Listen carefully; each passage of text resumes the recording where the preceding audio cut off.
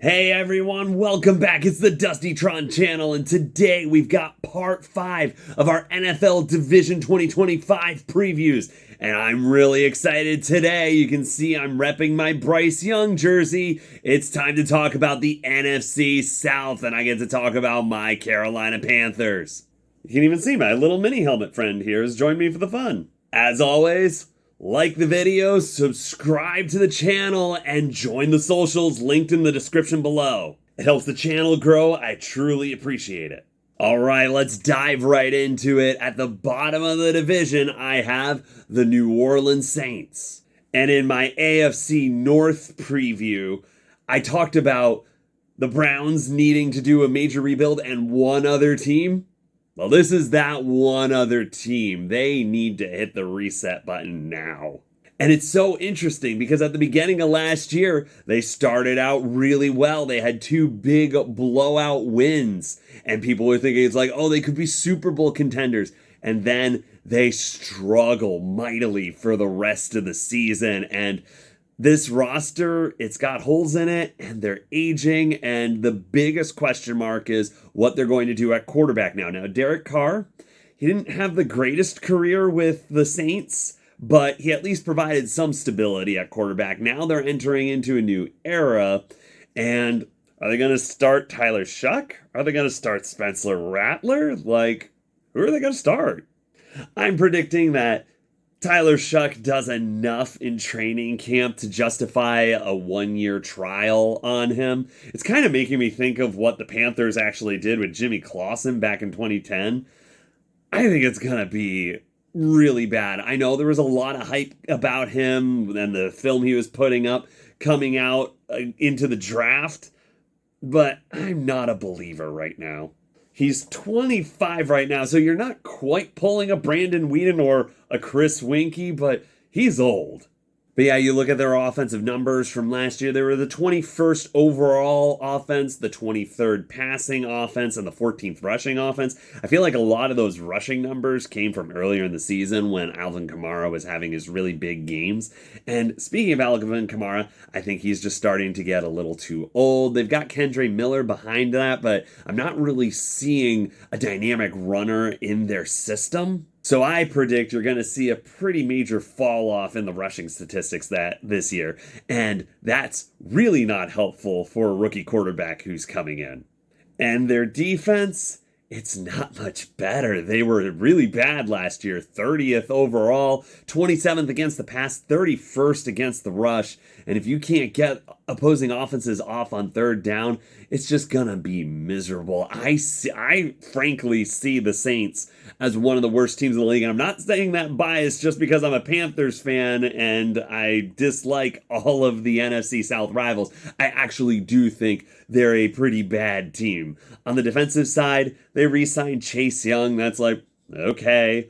And on the offensive side, they brought back Brandon Cooks, which is a nice signing, but he's too old to really have that big of an impact. Chris Olave can't stay healthy, and Rashid Shaheed, he looked really good on the deep passes, but he's got to show me a little bit more than he's just a burner who can catch the long ball.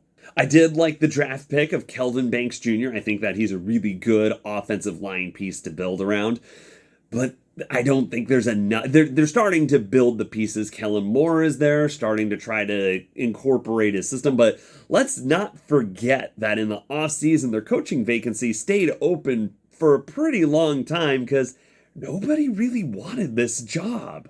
And the layer on top of that is that Derek Carr deciding to retire kind of forces the organization's hand to do a rebuild because they're kind of just trying to plug and play a piece at quarterback, and that's a 25-year-old rookie. I don't see it working out. And I really think that the Saints, if Arch Manning declares for the draft after this upcoming college year, they really could be in the Arch Manning sweepstakes. Which that would be really interesting. And I bet the Manning family would have something to say about Arch Manning going to the Saints. But we'll have to see how that plays out. I really do think Arch Manning won't declare for 2026. He'll probably go to 2027. But still, it'd be an interesting situation. The Saints are getting old, they're in a rebuilding phase, and I don't see much coming out of this team this year. I really think that they're going to struggle, and I think that they are going to be the worst team in the division.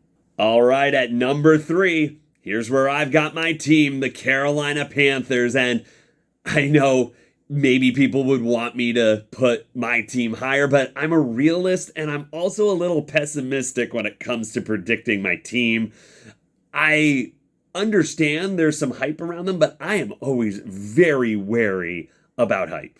And heck, Bryce Young's rookie year, there was a lot of talk about, the Panthers have got some pieces in place. They've now got their quarterback. If he can just be serviceable in his first year, it's a weak division. They'll win it, squeak into the playoffs. We finished 2-15. And not did we just finish 2-15, we were unwatchable. I've been through a lot of bad Panthers seasons, and that one is up at the top, maybe close to the 1-15 season back in 2001, but we just weren't competitive in any of the games. At least in 2001, there were a couple of times where we were leading at the end of the game and then the defense gave up the final score. We were just never competitive in Bryce Young's rookie year, and it was really hard to watch. But going into last year, there was the new coach and Dave Canales. He was instilling a new offense. There was a little bit of hope. I wasn't getting my hopes up too high. And then week 1 happened and we lose 47-10 to the Saints, and Bryce Young looks just as bad, if not worse, than he did in his rookie year. And the next week against the Chargers, not much better. But then I do have to give the Panthers credit, whether it's still undetermined if it was Dave Canales' decision or Tepper's decision, but benching Bryce Young there was a bold move, and it actually started to get a little bit of buy-in into Dave Canales' system. It's like, okay, if this is executed right, we actually can win. Now, I know it was misleading. We beat the Raiders. The Raiders were really bad last year, but that was a really exciting game and actually gave Panthers fans some hope, myself included. But what I wasn't expecting was when Andy Dalton got injured and Bryce Young was forced back into the lineup, all of a sudden, out of nowhere, he looks competent. And we started to be competitive in some games. We almost beat the Chiefs. We almost beat the Eagles. Those are teams that were in the Super Bowl, and the Eagles won the Super Bowl, and we almost beat them.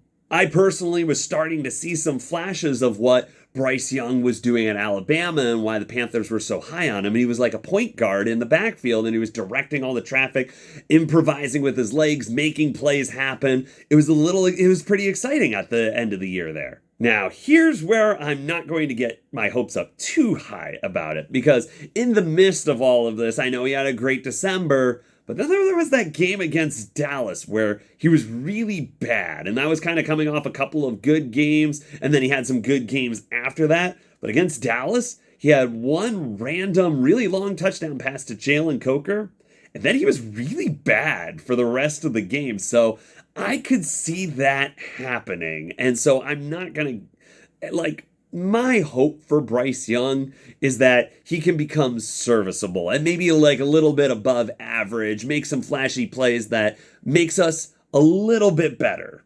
It gets us on the right track. It's like, okay, we can work with Bryce Young, because this is a make or break year for him. Either Bryce Young works out this year or he's gone. But yeah, I think I believe enough in Bryce Young and that he's going to show enough that we're going to stick with him and that we can build around him. Now watch, they'll come out week 1 against the Jaguars and lose 49-3 or something like that, and I'll be eating my words week 1 of this season.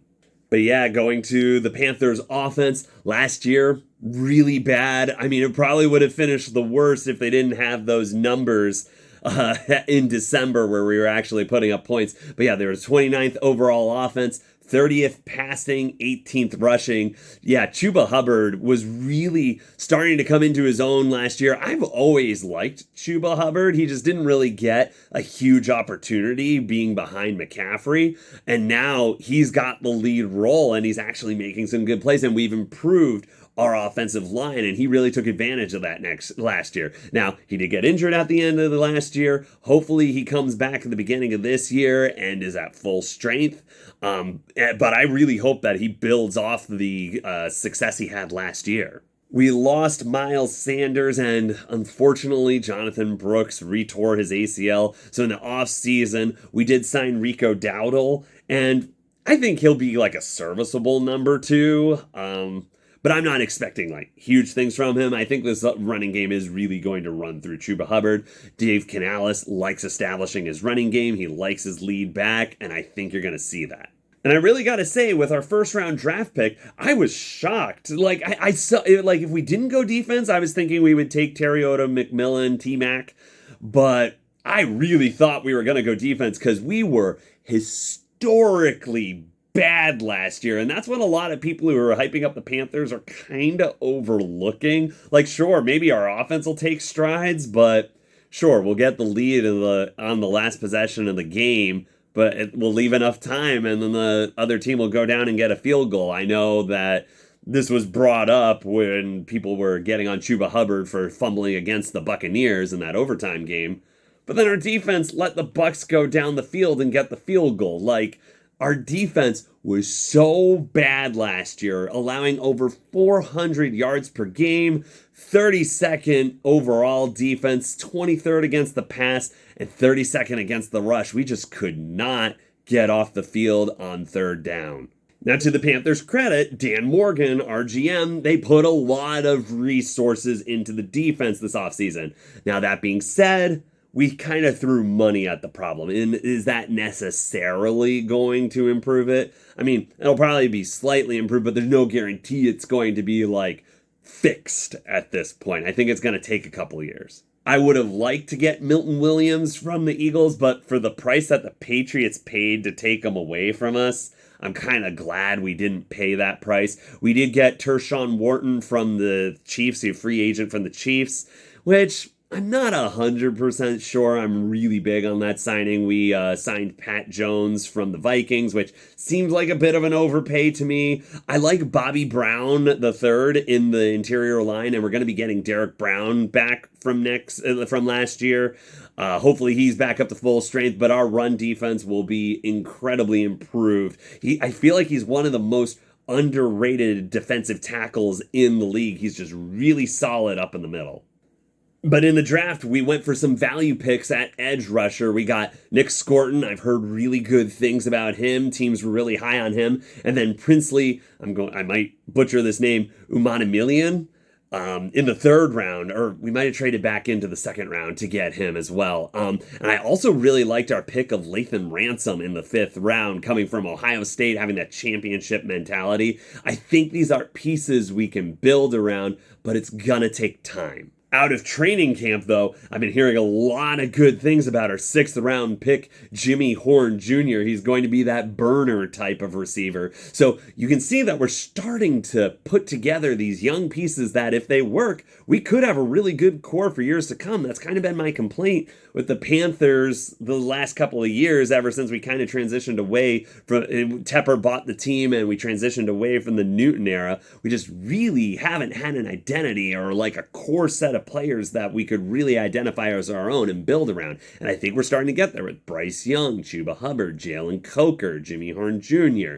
These are going to be names that might stick with us. On the defensive side of the ball, I must note we did lose Jadeveon Clowney, which, yeah, we had signed him to a short contract. He rotated on. It's what Jadeveon Clowney does. But we did lose Shaq Thompson as well, and I know he was starting not to play as many games, but he is one of the last pieces from the Newton era. So I was sad to see him go. But I see Sean McDermott, the coach of the Bills, used to be our defensive coordinator, and I swear he picks up so many Panthers players, and of course Shaq Thompson signs with the Bills. But yeah, my realistic outlook on this team, I think the offense will take some strides. I think you'll see Bryce Young become a serviceable, if not above average quarterback in the NFL. But that defense still needs work, and I think you're going to see this be like, I actually went through their schedule a little bit earlier, and I'm looking at 5 to 8 wins, and I think I'm landing on like 7 wins. And that, to me, is not going to get it done in the NFC, and I think it's going to be third place in the division. However, there is this little meme that's been rotating around the internet. I knew the Jaguars part, but I didn't know all the other parts, and they seem to be aligning just right for this year. Could it be? Panthers are going to the Super Bowl! Anything's possible! Okay, gotta compose myself a little bit there. Realistically, they're gonna be third place in the division, and they're gonna miss the playoffs. All right, at number 2, I've got the Atlanta Falcons. For me, the Falcons are always that team that seem to have a stacked offense, but they really don't live up to their potential. Last year, people were thinking, it's like, okay, Atlanta's going to win the division. They've got Kirk Cousins. They've got a stable person at quarterback.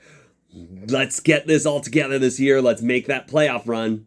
And it didn't happen. It looked like it was going to at the beginning of the season, but then the wheels just fell off, and it ushered in the Michael Penix era. And I kind of like what I saw from Michael Penix at the end of the season. He seemed calm and poised in the pocket. He was able to operate the offense. Now, that being said, they did lose to Carolina in the last week of the season when everything was on the line. Granted, the Bucs ended up winning, so it ended up not mattering for the Falcons. But still, they lost to us when the playoffs were potentially on the line. So that's something to really keep your eyes on going forward, because there is definitely that choke factor with this Falcons team and not living up to those expectations. But yeah, you look at their offensive numbers last year. They were the 6th overall offense with the 5th passing offense and the 10th rushing offense. So they were putting up some numbers. But the Falcons' major weakness last year was the defensive side of the ball. They were the 23rd ranked defense, 15th against the rush, 22nd against the pass. And a lot of that boils down to their pass rush, because they have a decent secondary. They've got a great young corner in A.J. Terrell, and then they've got a great safety in Jesse Bates.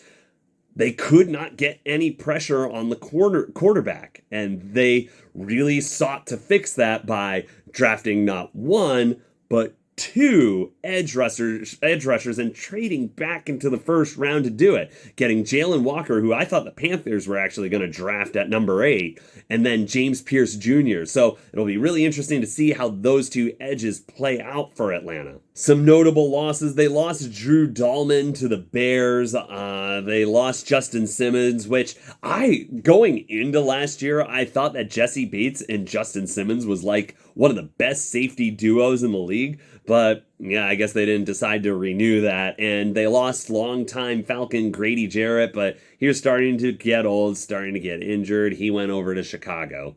But at the end of the day, I think the Falcons will put up enough points on the offensive side of the ball, but their defense is going to hold them back. I think they'll be scratching at the playoffs, but they're not going to quite get there. There are other teams that are better in the NFC, but that is enough for them to be good in the NFC South, and they'll be number 2 in the NFC South.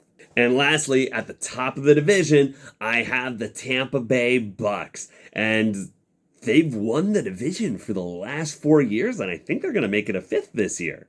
In the past, I've never really been a big Bucs fan. They're pretty low on my favorite team rankings, but I find myself pulling for this Baker Mayfield Bucs team a lot, and I think that's really just because I love the journey of Baker Mayfield. It's such a crazy redemption arc. The Browns treated him so poorly when they kicked him out of town, and then he went to Carolina, and we were in the Matt Rule regime, and we couldn't do anything right, so I don't think any quarterback was really going to thrive in that system. And then he has that chance with the Los Angeles Rams, and he gets his career back on track. He does enough to convince the Bucs that they should give him a prove-it contract. He proves it, and now he's got a good contract, and the Bucs have won the division the last 4 years. And that's 2 with Baker Mayfield at the helm. But yeah, looking at their numbers last year, they were the 3rd overall offense, third passing, fourth rushing. They were really doing a good job with that rushing attack.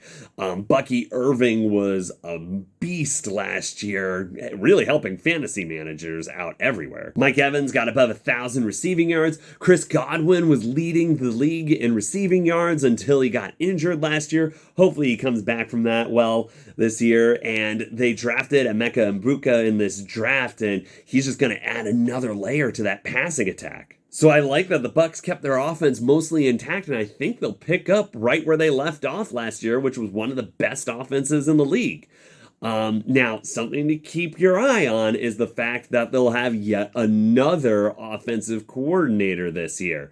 Liam Cohen, he went to the Jacksonville Jaguars in the offseason, and now they have Josh Grizzard, who was his former experience was a wide receivers coach on the Dolphins. So I think you're going to see, like, if the Bucs pick right up where they left off, I think you can finally say that Baker Mayfield is in at least the top 10 quarterbacks in the NFL, because he has churned through offensive coordinators and still keeps the offensive production there. Granted, you have to admit he has the weapons here on Tampa Bay, but he is still putting in the effort, and he is making things happen with constantly shifting offensive schemes. The Bucs defense was kind of an interesting story last year. 18th overall, 4th against the rush, so really stout against the rush, but 29th against the pass. And looking at their offseason moves, they didn't really do too much to improve that. They lost Shaq Barrett on the edge, but they brought in Hassan Reddick, which I know Hassan Reddick, he refused to play for the Jets last year. There was a whole weird situation. But when he was on Philadelphia and when he was on Carolina in his final year in Arizona, he was playing really well. So if he can bring that to the Tampa Bay Buccaneers, I don't think they're going to feel the Shaq Barrett loss that much.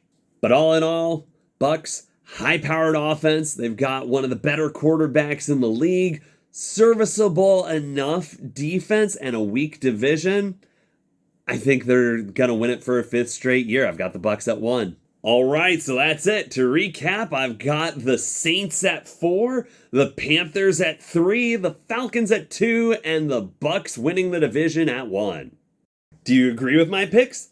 Do you disagree with my picks? Let me know your thoughts in the comments below. And if you liked the video, give it a thumbs up and subscribe to the channel to keep notified of all the great content we're posting out. And don't forget to join the social media channels that are linked at the end of this video. Thanks for tuning in, and I'll see you next time on the Dustytron channel.